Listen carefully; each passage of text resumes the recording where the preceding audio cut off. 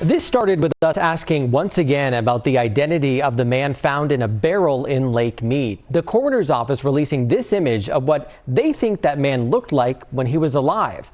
But now 3 years later, even with a solid DNA profile, no database or person who's come forward thinking they may be related to him has yet to match.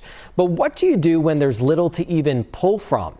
Tonight, one artist working to help solve these mysteries is giving the nameless at least a face.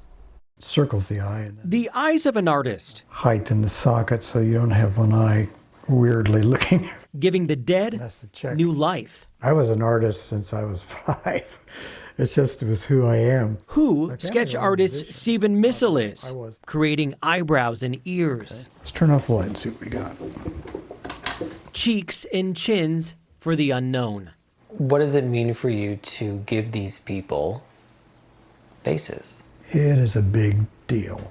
But for me, it's more than a portrait. It's a portrait that has a purpose.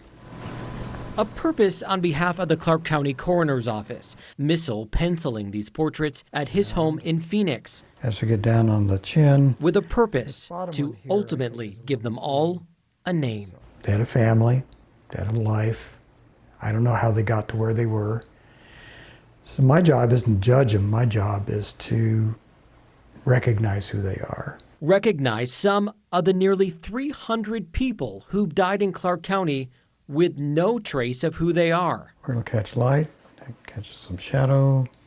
Some dating back to the 1960s, all becoming lifelike once again with the help of Missel's hands. Ears line up with the bottom of the nose. The hope is that by sharing some of this information in our community is that someone will recognize them and say, hey, I think I might know who that individual is. Clark County Coroner Melanie Rouse hopes Missel's drawings, about a dozen so far, lead to the piece of information she needs to simply put a name to a face. Why do you think people go unidentified? Again, I think the biggest factor is having those things to compare to. You can have the greatest set of information on those human remains in your office, but if nobody brings that information forward on that other side, then you can't compare it to anything. That information includes DNA and fingerprints. I remember being frustrated with this guy. But sometimes all that's left are bones. That's what I get.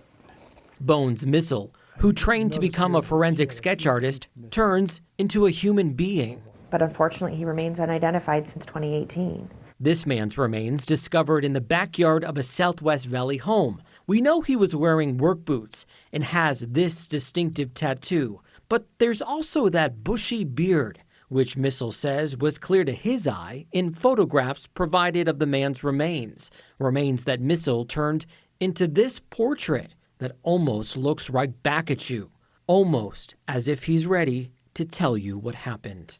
It's like a body of people that are the discarded people in life. And that seems wrong to me, so. To him, add detail to that. Each divot, each angle, each part of what he receives has a part in this story. A story that becomes a picture of who these people may be.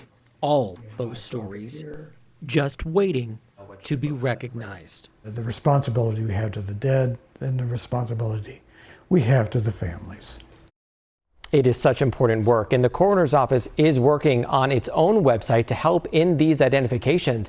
But right now on 8newsnow.com, we have highlighted 10 of these cases with Missel's drawings that you can see for yourself with other information to help identify them. We included everything that the coroner's office knows about these people, our neighbors, our family members, someone's family members, about each of these cases and each case numbers. Remember, these were people who lived among us, and hopefully you can help at least one family get the closure they deserve. I'm David Sharns, 8 News Now.